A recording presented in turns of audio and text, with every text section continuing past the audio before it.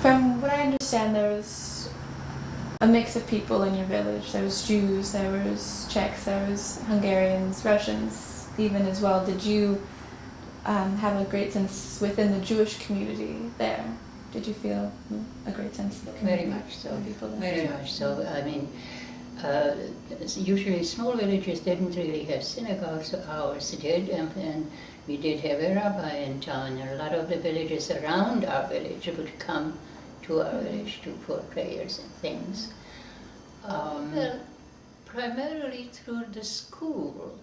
I went to Czech schools. We did have a Russian school, and a lot of activities were around the schools, holidays, national holidays, for example, or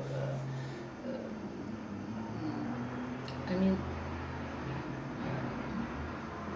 the teachers were totally involved in community life, and it made a big difference, I guess. They were part of our lives, so to speak. I remember the biggest thrill I had was when we were walking home and a teacher was walking with us to hold on to his belt from his coat. It was a thrilling thing. Yeah. These are memories. So there was both Jewish children at the school and non-Jewish children. Oh, absolutely. At the school knew. The public schools were mixed. The boys had, they went to a Jewish school before public school. Early in the morning, they would go for Jewish-related subjects. And from there they would come to school because during the Czech regime it was mandatory. The children would have to be in school, in public school. And there are a lot of countries in the area which didn't have that group, but during the Czechs it was definitely there. Growing up, was your household a very religious one? There is a word halacha in Hebrew, which is the rules of Jewish life. Kashrut was observed, certainly the holidays were observed. Were we fanatic about it? No. My father had his own hair on his head, although he always wore a hat. And my mother had her own hair also, which was not very customary because usually women wore wigs and men shaved heads and wore hats, of course. But a number of people lived our kind of lifestyle. It was, but we were religious. We observed the Sabbath very, very strictly, certainly the holidays.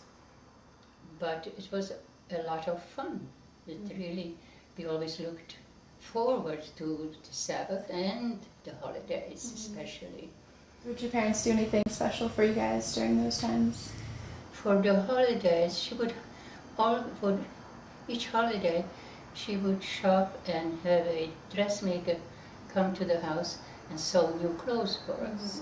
Passover was just going into the summer, and the New Year era was late in the fall, so we'd do the same thing for the winter. And new shoes and so on. Yeah. And also the preparation of food was specific for all of these holidays.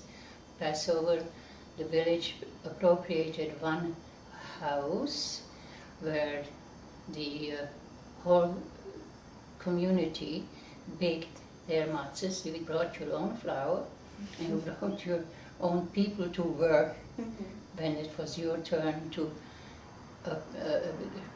bake enough for the week.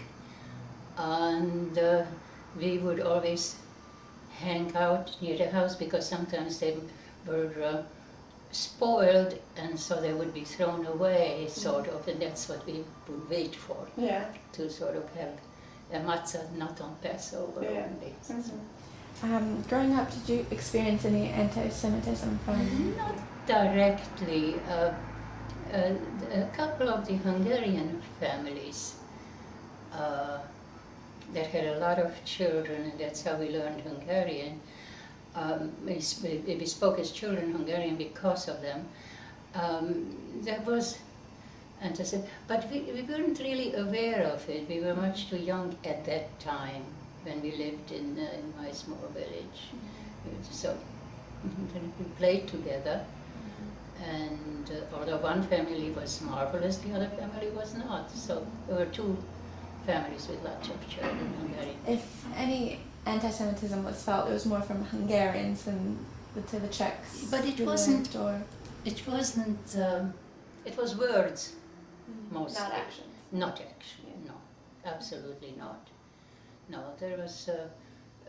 On the contrary, I mean, in the open, it was. They were very conciliatory, and certainly you had a relationship with them. But sometimes certain words came out which were not very pleasant. Yeah. Not